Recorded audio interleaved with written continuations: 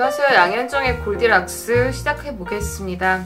지난 한 주 미국 증시 분위기부터 좀 정리를 해보면요. 지난주 금요일에는 이제 약간 시장 조정이 있었습니다. 차익 실현성 조정이 있었는데 그 이후에 이번 주 들어서는 꾸준히 좀 견조한 흐름 보이고 있고요. 특히 호재로 작용했던 것이 지난주 상원에서 이제 트럼프 정부의 세제 개혁안이 통과가 됐죠. 그래서 그 전에 이미 하원의 세제 개혁안, 텍스 리폼안이 통과가 됐고 또 상원안이 이번에 통과를 했기 때문에 지금 이제 상하원안이 같이 단일화 절차를 거치고 있는데요. 이게 만약에 확정이 된다고 하면 트럼프 정부와 공화당의 목표는 12월 내로 텍스 리폼을 확정을 짓고 법인세 감면 같은 본격적인 시행을 내년 초에 시작을 한다는 그런 계획입니다. 또 이제 그 미국 정부 셧다운하고 관련돼서 예산안 통과도 조금 이슈였는데 다행히 오늘 일단 상원에서 2주 아니지만 그 가버먼트 데슬링을 연장하는 안을 통과시켰기 때문에 일단 한숨 돌린 상태고요. 좀 더 먼, 그러니까 롱텀 빌은 아직 인준이 안 됐지만 이것도 좀 긍정적인 시각으로 보고 있는 것 같습니다. 그래서 버젯 플랜이 통과가 되고 또 이것이 세제 개혁안과 연관이 있기 때문에 이것들까지도 12월 내에 통과가 될지가 지금 미국에서는 가장 관심사인 것 같습니다. 그래서 만약에 이런 법인세 감면이 당장 내년부터 시행이 된다고 한다면 뭐 기업 실적이나 경제 전망 측면에서도 굉장히 긍정적으로 보고 있는데요. 특히 아마존이 오늘 제프 베조스가 얘기를 하기를 만약에 법인세 감면이 통과가 된다면 아마존도 한 $2 빌리언 정도의 이득을 얻을 것 같다. 또 이렇게 얘기를 했고요. 또 다양한 인수합병 소식도 계속 이어져 왔는데 폭스사와 디즈니의 이 인수합병이 지금 굉장히 가까워진 것 같아요. 예, 그동안 조금 중간에 문제가 있지 않았냐라는 얘기도 있었는데 이제 뉴스를 보면 디즈니사가 그 전에 2달 전에 제시했던 가격의 거의 2배 정도를 제한을 했다고 하고요. 이렇게 해서 이제 폭스사가 가지고 있는 다양한 그 뉴스 채널을 제외한 영화 산업 부문하고 또 해외 채널을 인수를 함으로써 또 미디어계에 굉장히 큰 변화가 예상이 됩니다.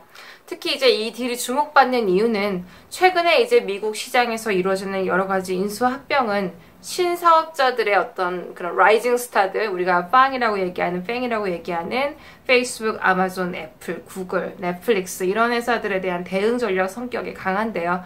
이번에 폭스와 디즈니사의 합병도 사실 넷플릭스의 부상을 경계하는 그런 전략이고 또 그동안 얘기되어 왔던 각종 IT 업계의 합병과 인수설 또 이번에 제약 업계에도 또 뉴스가 있었죠. CBS가 에트나를 인수한다. 그래서 지금 미국의 1위 제약업체인 CBS가 또 3대 보험회사 중에 하나인 에트나를 인수함으로써 어떤 약국과 보험이라는 새로운 또 합병이 이슈가 됐었는데요. 이거 역시도 사실 아마존이 제약업계에 진출을 하겠다는 소식 이후에 이뤄진 것이기 때문에 전체적으로 지금 산업계에서는 이런 그 구글과 넷플릭스 또 아마존 같은 회사들의 독주를 막기 위한 기존 사업자들의 전략적인 제휴와 인수합병이 좀 계속되고 있습니다.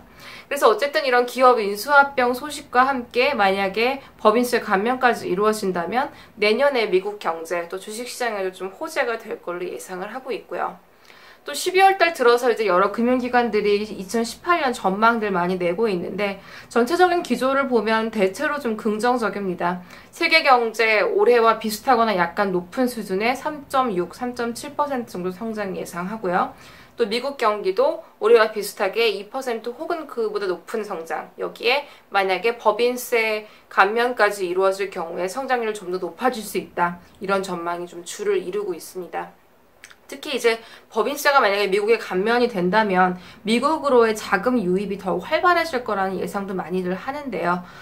한국도 법인세를 인상을 했고 또 다른 나라들 같은 경우에 그 세금 인하가 없기 때문에 만약에 미국만 법인세를 인하한다면 미국의 다국적 기업들이 보유하고 있던 해외 현금들의 역송금 뭐 지금 그 repatriation tax도 많이 낮춰준다고 하죠. 그래서 애플이 보유한 해외 현금을 만약에 미국으로 돌릴 경우에 현행 35%인 법인세를 최대한 14% 수준까지 낮춰주겠다 이런 제안을 한 상태이기 때문에 내년도 미국 경기로의 자금 유입과 또 기업 실적 여러 가지 전망들 굉장히 좋은 상태입니다.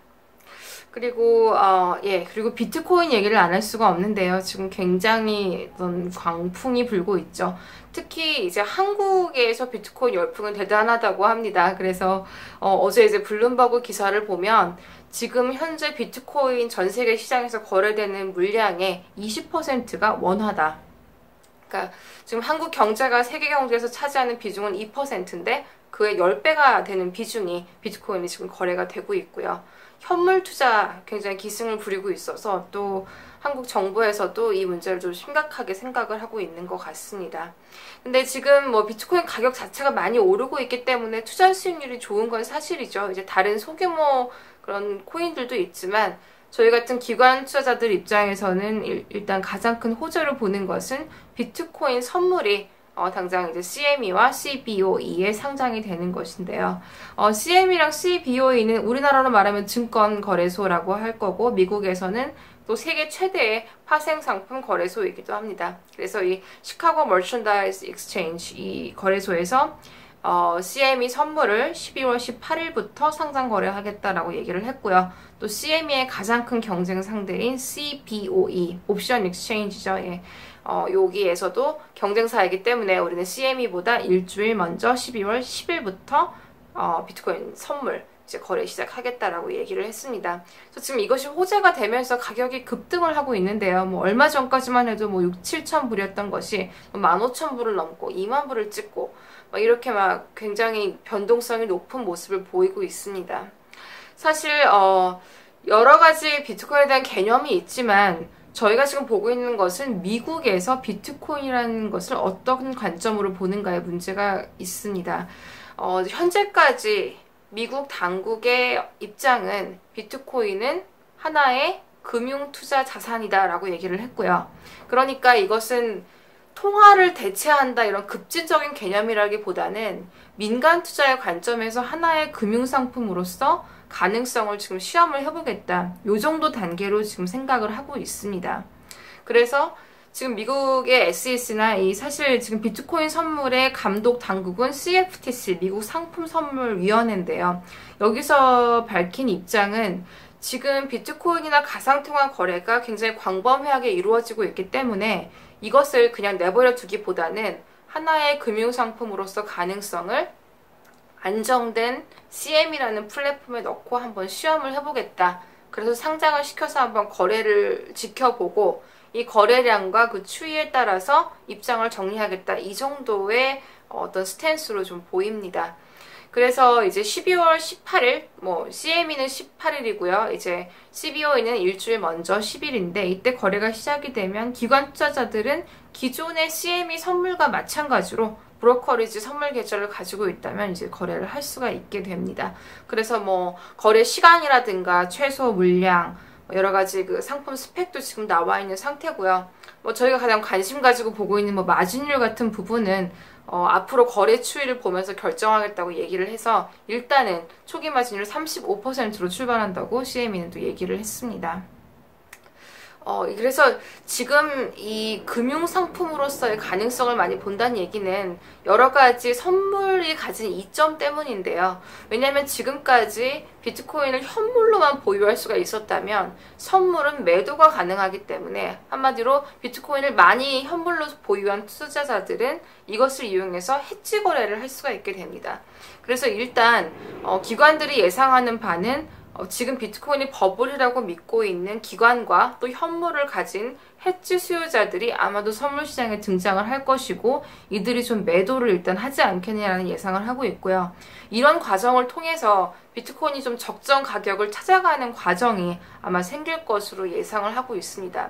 만약에 상품이 정착이 된다면 유동성이 늘어나고 이제 CME에서 정식으로 비트코인이 거래가 되고 거래 추이를 보니까 하나의 금융상품으로 자리 잡을 가능성이 충분하다.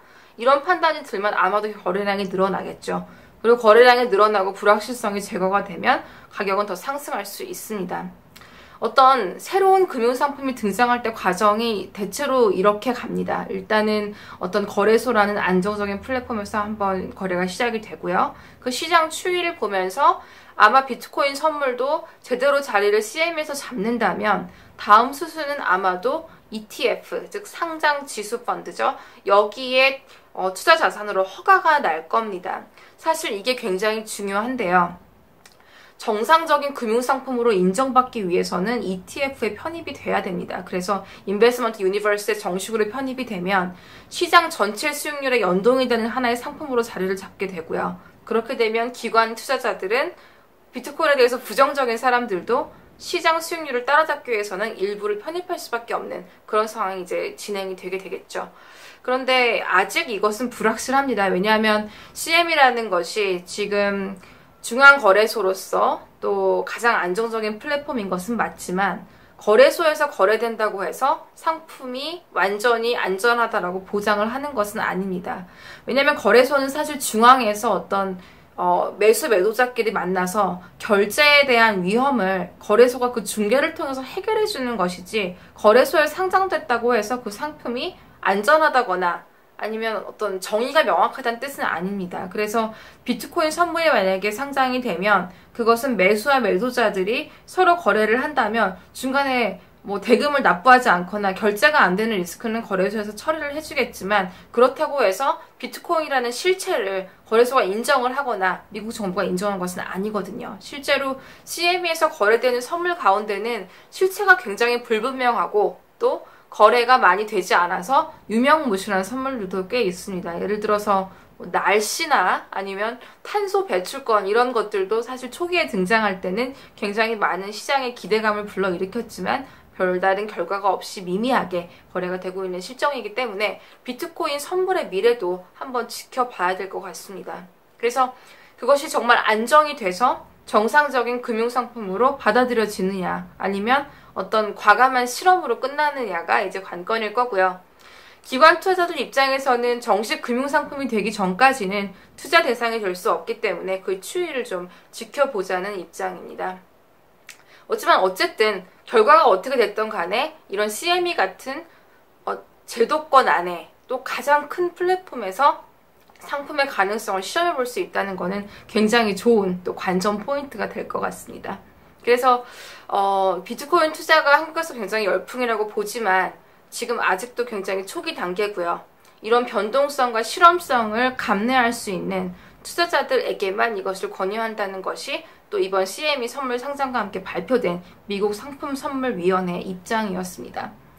특히 분산 투자 입장에서 이런 신규 자산을 아주 소규모 여윳돈의 5에서 10% 정도 편입하는 것은 괜찮은 전략이겠지만 이것은 비트코인뿐만 아니라 모든 투자 자산에 적용이 되는 것인데 몰빵 투자를 하거나 아니면 또 과도한 레버리지, 차입을 통해서 투자하는 것은 그 대상 자산이 어떻게 됐던 간에 결과가 별로 좋지 못한 게 사실일 거고요.